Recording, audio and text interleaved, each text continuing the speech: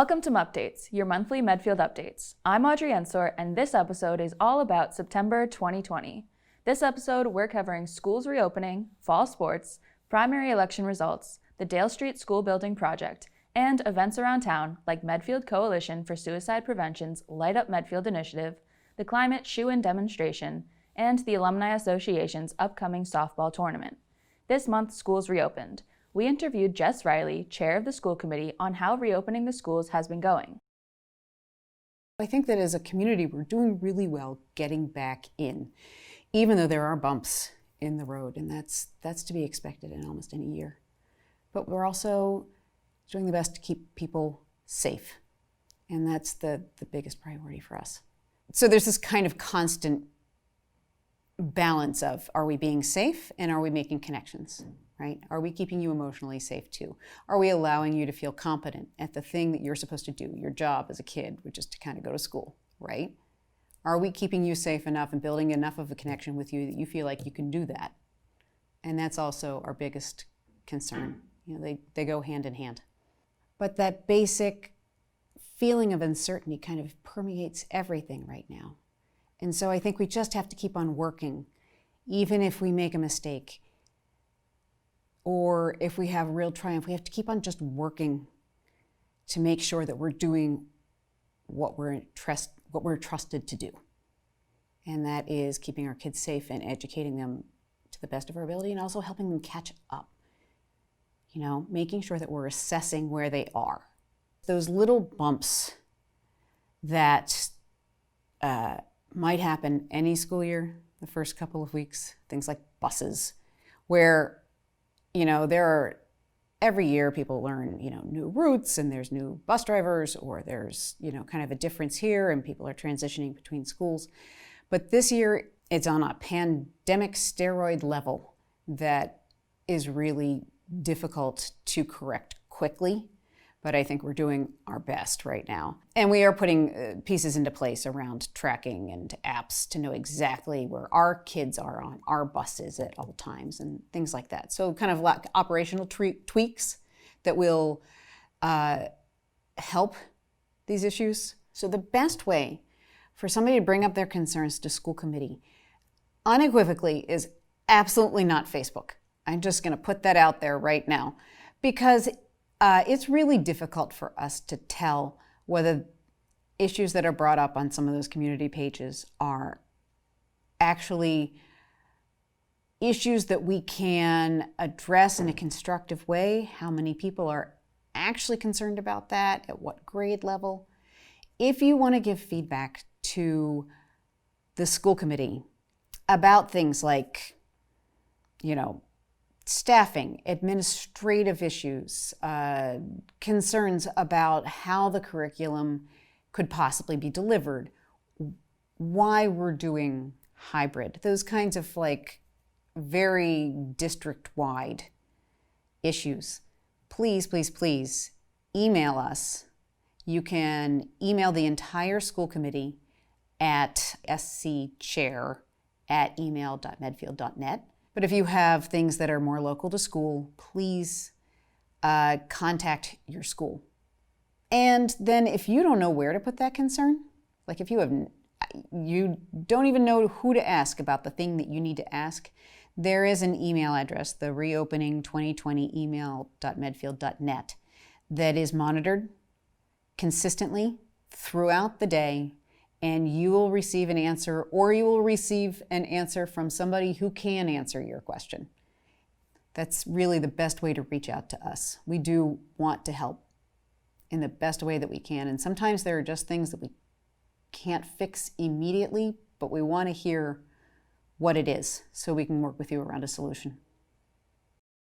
The full interview is available on our watch page, medfield.tv/watch, or on our YouTube channel, Medfield TV. You can also listen to this and other interviews and meetings on the Medfield TV podcast at medfield.tv/listen or on Spotify or Apple Podcasts. In relation to schools, we also have an update on fall sports from Athletic Director Eric Scott. Got some guidelines from the DESE and the EEA. The MIA came back and they made basically an effort to throw out their plan with some sort of modifications to the DESE and EEA, and they in turn approve those plans. So they're different for each sport, but it will allow athletics to begin in a 4-season approach, starting with the fall 1 season. So for golf will start on the 21st, and then all other fall 1 sports, which are boys and girls cross country, boys and girls soccer, and field hockey, will begin on the 26th of September, with the first games being on the 10th of October. Again, if the metrics stay, positive and everything continues, then you're looking at the winter season starting on November 30th, going to February 21st. And then it gets interesting. Then they have the fall 2 or wedge season, which is football and women's volleyball for us here at the school. It's going to be from February 22nd till April 25th. And then the typical spring season, albeit starting about a month later, from April 26th until as late as July 3rd on that. And that will be, your baseball, your softball, boys and girls lacrosse, track and field, boys and girls tennis, and then boys volleyball. Basically comes down to, and I've asked the question, the MIA has kind of responded that the modifications for subsequent seasons are going to be rolled out. Again, always taking in the metrics and the state of the COVID-19 and where that's going. The full interview is available on our watch page, medfield.tv/watch, or on our YouTube channel, Medfield TV. It's also available to listen to on the Medfield TV podcast at medfield.tv/listen. A recommendation from the Dale Street School Building Committee for the new building site was presented at the latest Board of Selectmen meeting. The selectmen posed their own questions and concerns, and time was made for public participation and comment as well. I am pleased to be able to present to you tonight a recommendation by the Dale Street School Building Committee of a what we call a preferred schematic option. This option is what the School Building Committee voted unanimously to support as the preferred selection for the location of the replacement of the Dale Street School. And we'll go through sort of all of the reasoning that brought us to that decision and recommendation to you. And then ultimately, it's up to the 3 of you to decide what to do with that recommendation. Just give a little highlight of the process, talk a little bit about the selection itself, and allow Mike and some other members of the building committee to mention the reasons they thought that the selected site made sense, and then give you a little more detail about the scheme itself, which we will then be developing, assuming this board concurs. We would be developing it over the next few weeks for submission to the MSBA by the end of October. If we're not voting tonight, I want to make sure you're the ones that want to see more of this process. I want to make sure I'm clear on what exactly you're requesting of us. So the question is, how much more process do you want, Gus and Mike? So again, if we weren't trying to make the October 27th deadline, here's what I would say. I would say you should have a general forum where you begin with a condensed version of the presentation you gave tonight for people who don't want to watch it, and walk them through the alternatives in as straightforward a way and a simplified version of the things that we've seen. A general open forum where everybody can ask the questions again with enough warning that people know what's going to happen. All right. Highly How much does that? publicized. Yeah. Yes, as publicized as possible. Enough warning, make sure we clear all the other potential things that we have. Public forum about 2 weeks out from today. I mean, that would be my sense of it, that for people who come one, come all, directing them again to this. And I think for people who could stand to sit through it, I think this meeting would be useful for people to follow as well. I think the presentation was very well organized. It addressed the key points. And so, I would commend that to people as well who want to get a sense of it. The point here is to get some indication that the people who have had the reservations about this have heard something, to get some confidence that the information that people need to understand what's going on has been made available. People understand it, people have their questions answered. Of So course, Mike Quinlan, are you all right at this point in terms of following up with Mike Marcucci's plan then? Sounds to me like we have direction, and I think Lynn, Jeff, and I will have a conversation with the MSBA and see what they have to say about this plan. But we will implement the plan regardless. The full meeting with the presentation is available on our watch page, medfield.tv/watch, or on our YouTube channel, Medfield TV. You can also listen to this and other interviews and meetings on the Medfield TV podcast at medfield.tv/listen or on Spotify or Apple Podcasts. Now we have the results from the primary election held on September 1st. In the primary for a Massachusetts United States Senate seat, Ed Markey won the Democratic nomination and Kevin O'Connor won the nomination for the Republican Party. There was also the primary for the U.S. Representative for Massachusetts 4th Congressional District. Jake Auchincloss won the nomination for the Democratic Party, and Julie Hall won the nomination for the Republican Party. Medfield TV hosted interviews with both of these candidates on our Meet the Candidates series. These interviews can be found on our watch page, medfield.tv/watch, or on our YouTube channel, Medfield TV. They're also available to listen to on the Medfield TV podcast at medfield.tv/listen. More information on the specific results from Medfield for the primary election can be found on the town clerk's page of town.medfield.net. You can also find any sort of voting information on that website as well, including how to register to vote, how to request an absentee ballot, and the upcoming presidential election information. For the November 3rd presidential election, there will be voting day of at the center. Early voting will be held at Town Hall October 17th through the 30th. You can request a mail-in ballot through October 28th, but the U.S. Postal Service recommends submitting this application by October 20th. Medfield voters may use the green drop box behind Town Hall to drop off vote-by-mail applications as well as their completed ballots. Moving on to a few September events that happened in Medfield. September is National Suicide Prevention Month, and the purple and turquoise lights you may have seen around town were an initiative to raise awareness by Medfield Coalition for Suicide Prevention, a Medfield Foundation initiative administered by Medfield Outreach. Here is an interview from MCSP regarding the initiative. Purple and turquoise are the colors of suicide prevention awareness.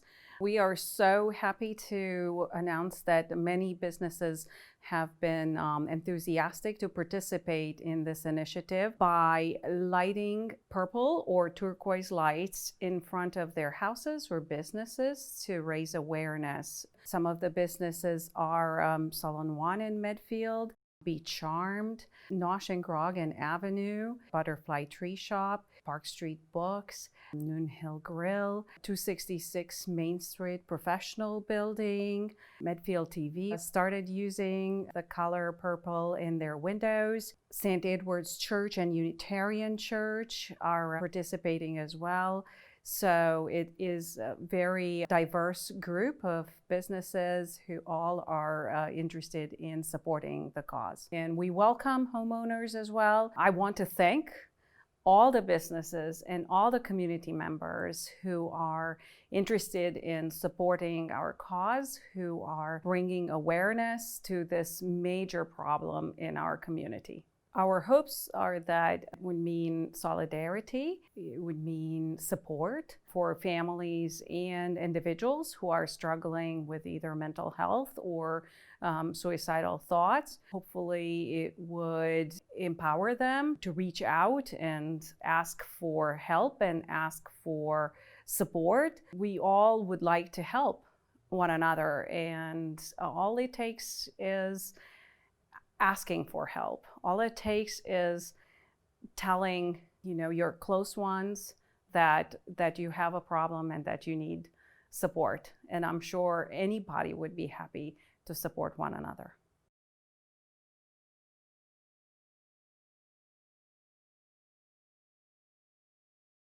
On September 12th, Medfield's Climate Shoe-In demonstration was held at First Parish.